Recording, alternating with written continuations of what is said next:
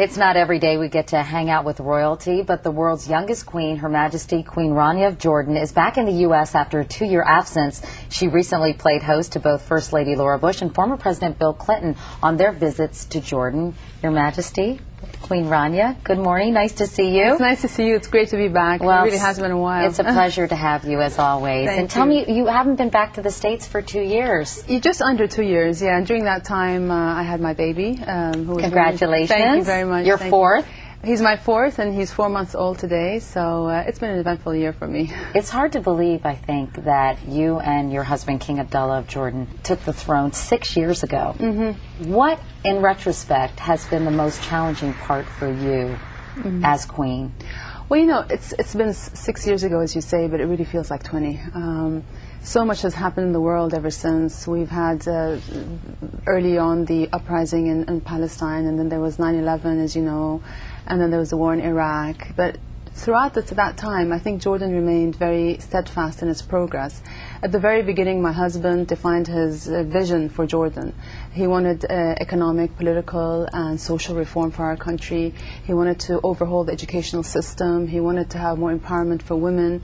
And a lot of progress has been achieved during that time. Did you enjoy hosting the First Lady of the United States at the World Economic Forum? It was great. You know, she carries a lot of goodwill wherever she goes. And I think having her there, bringing the American point of view to our part of the world, and showing that she really cares and she's interested, I think really resonated very, very well in our part of the world. She discussed equal rights or equal opportunities for women and how an important role for women is absolutely essential to a vibrant democracy, didn't she? Absolutely, yeah, and that's something we completely agree on. You know, it's crucial for us to make sure that our women are as active in society as they can be. And today, Jordanian women are definitely more active than they were, say, 6 years ago.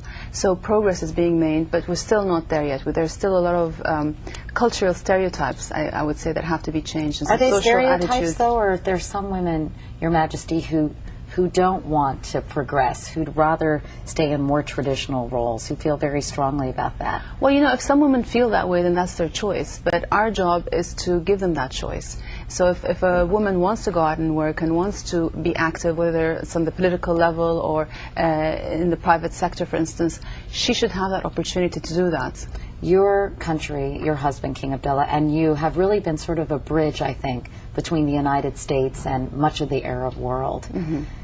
And yet there still remains so much anti-American sentiment. At least it appears that way. What things do you think should be done or could be done to reduce the vitriol, anger, and resentment that many Arabs feel toward the United States? Well, I think the first step would be to understand why those feelings exist. And when we say to understand why, it doesn't mean that we justify them or we think that they're right. So, for example, people think that in the Palestinian-Israeli issue that the United States favors Israel over the Palestinians, for example. They feel that the United States is in Iraq to gain a foothold in Iraq and to control some of the resources there. I think that this is the reason why some people view it this way. But there's such entrenched attitudes. You know, how can that change? How can the United States reach out to the Arab population?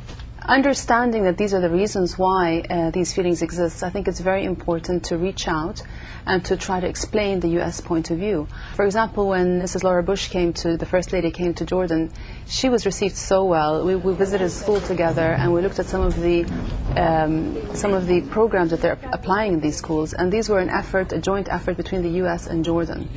And when she walked into that school, she really received a hero's welcome, you know, because of the efforts that the students there saw the fruits of a relationship with the United States and how positive that was, and they saw the goodwill demonstrated from the U.S. I know Mother Teresa once said that world peace, I'm paraphrasing, starts with loving your own family, and with that in mind, we have your new baby, I think, in the studio, so we are going to bring him. I've never held a little prince before.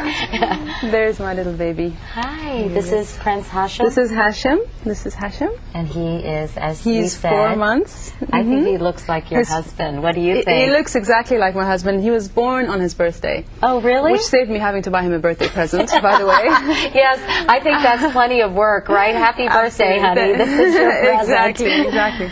And this is his first trip to the U.S. Say hello. Hello. He's adorable. Well, Rania, Your Majesty, Queen Rania of Jordan, it's always so wonderful to talk with you. It's an Thanks so absolute much pleasure to be here, Katie. for coming by, and I think, you know, conversations like this can really help bridge the gap between... I hope so. Oh, he agrees. Yes, he does. He has his own point of view, too. Anyway, thanks so much. Can I hold him? Yeah, sure. Okay, here. Hey. And we'll be back in a moment. This is Today on NBC.